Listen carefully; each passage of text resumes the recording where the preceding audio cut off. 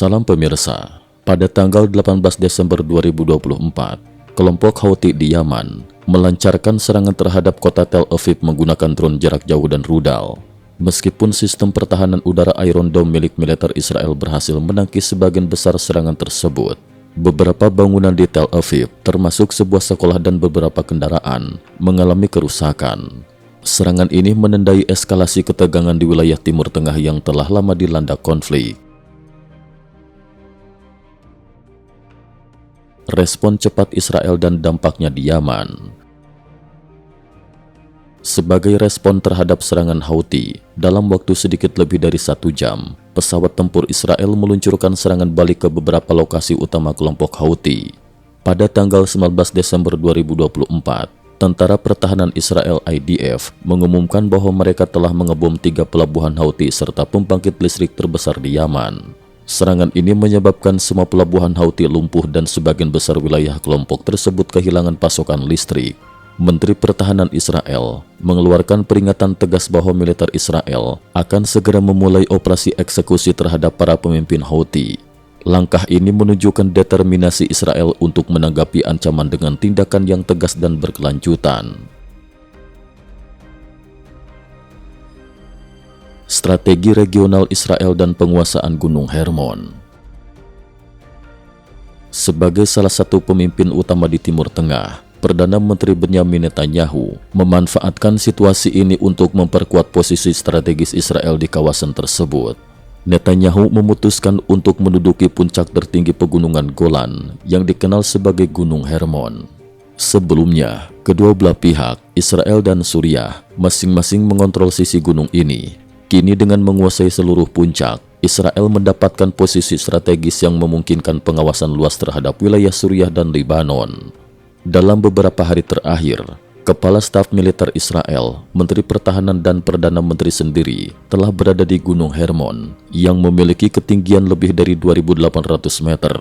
Penguasaan atas titik strategis ini memberikan Israel kemampuan untuk menyerang atau bertahan kapan saja, menjaga stabilitas perbatasan timur laut dan mencegah ancaman dari sekeliling. Kondisi ekonomi Suriah dan ancaman dari Turki. Di sisi lain, Suriah tengah menghadapi krisis ekonomi yang parah. Perdana Menteri baru Suriah, Basir, mengungkapkan bahwa Bank Sentral Suriah telah dikosongkan oleh rezim Assad, meninggalkan cadangan emas sekitar 26 ton dan sekitar 200 juta dolar dalam cadangan devisa. Inflasi di Suriah mencapai tingkat yang mengerikan, dengan nilai lira Suriah terdepresiasi drastis. Pendapatan per kapita per bulan hanya cukup untuk membeli 10 roti atau 20 liter bensin, memaksa warga Suriah membawa uang dalam jumlah besar ke bank dengan harapan bisa menukarnya dengan dolar atau euro. Selain ancaman internal, Suriah juga dihadapkan pada potensi ancaman eksternal dari Turki. Menurut laporan Wall Street Journal terbaru, Turki sedang mengumpulkan pasukan di perbatasan Suriah yang mungkin menandakan persiapan untuk invasi besar-besaran. Presiden Turki, Erdogan, telah mengklaim bahwa Suriah sejak zaman dahulu adalah bagian dari Turki, pernyataan yang menuai kontroversi dan memperburuk ketegangan regional. Perkembangan konflik Rusia-Ukraina dan pengaruh global. Selain dinamika di Timur Tengah, konflik Rusia-Ukraina juga memasuki tahap baru. Pada tanggal 19 Desember 2024, Presiden Ukraina Volodymyr Zelensky dan Komisi Eropa mengadakan pertemuan yang berlangsung hingga dini hari, menghasilkan kesepakatan penting. Polandia telah menyatakan akan menggunakan jabatan ketua rotasi untuk mempercepat proses masuknya Ukraina ke Uni Eropa dan NATO. Sementara itu, hubungan antara Amerika Serikat dan Rusia tetap tegang. Seorang jurnalis Barat menanyakan kepada Presiden Rusia Vladimir Putin mengenai klaim Presiden Trump tentang kegagalan operasi militer khusus di Ukraina. Putin menolak klaim tersebut dan menyatakan bahwa serangan rudal buatan AS di Ukraina adalah nyata. Sementara serangan terhadap infrastruktur militer Rusia juga terjadi, termasuk serangan terhadap markas armada utara Rusia. Penggunaan sistem HIMARS dan dampaknya di medan tempur.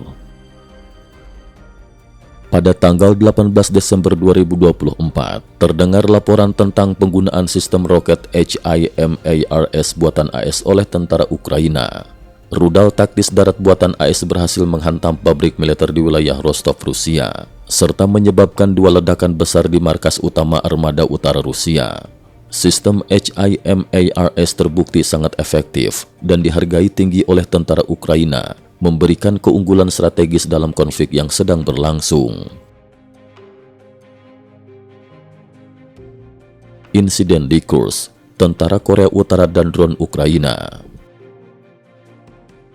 Pada tanggal 19 Desember 2024, media melaporkan bahwa tentara Korea Utara yang ditempatkan di wilayah Kursk, Rusia, menjadi sasaran serangan oleh pasukan tempur Ukraina. Operasi khusus tersebut mengakibatkan tewasnya 21 tentara Korea Utara secara langsung, dengan lebih dari 50 tentara lainnya terluka. Selain itu, terdapat laporan tentang hubungan online antara tentara Korea Utara dan warga Rusia, yang berakhir tragis dengan hilangnya tentara tersebut tanpa kabar. Kesimpulan: ketegangan di Timur Tengah dan konflik di Eropa Timur menunjukkan dinamika global yang kompleks dan saling terkait. Serangan Houthi terhadap Tel Aviv dan respon tegas Israel memperlihatkan upaya untuk mempertahankan stabilitas dan keamanan regional. Sementara itu, krisis ekonomi di Suriah dan potensi ancaman dari Turki menambah lapisan kompleksitas dalam geopolitik kawasan. Di Eropa Timur, konflik Rusia-Ukraina terus berkembang dengan dampak global yang signifikan, menunjukkan betapa saling terhubungnya isu-isu internasional saat ini. Cukup sekian dulu, terima kasih atas perhatiannya. IT News juga memiliki channel di platform kancing.com. Mohon kunjungan dan bantu subscribe agar bisa mengikuti perkembangan dunia tanpa batas. Terima kasih. Link kancing ada di dalam description.